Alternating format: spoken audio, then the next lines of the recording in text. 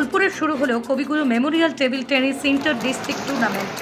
বোলপুরের ডাকবাংলো মাঠে অবস্থিত সাই কমপ্লেক্সে শুরু হলো কবিগুরু Memorial table tennis inter district tournament.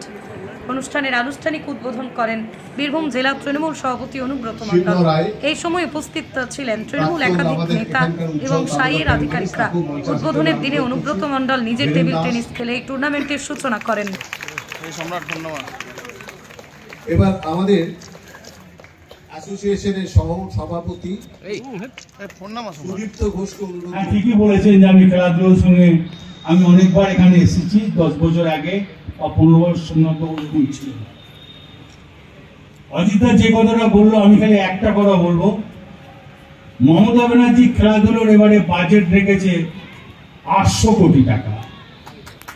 তাই আপনাদের কাছে আমি অনুরোধ করব, এখনকার যুগে মারা কিছু মনে করবেন না, বাচ্চা ছেলেমেয়েরা না খেলে হাতে মোবাইলটা ধরিয়ে দিচ্ছেন, ছেলেরাও খেয়ে নিচ্ছে।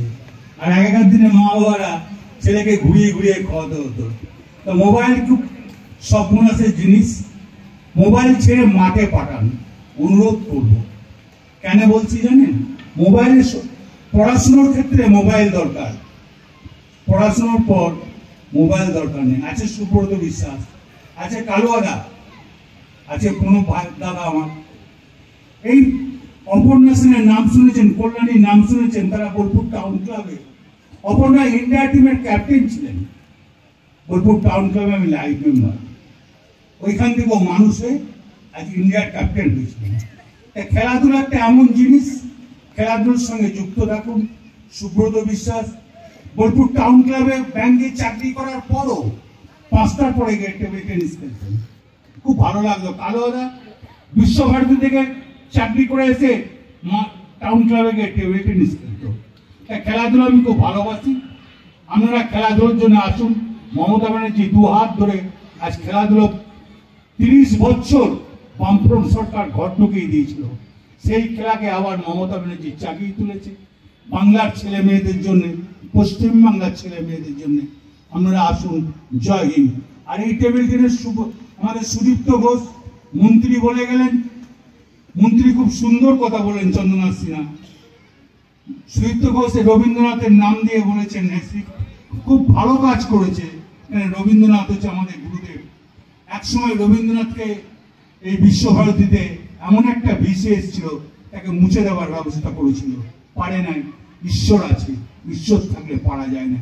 জয় হিন্দ, বন্দে মাতরম।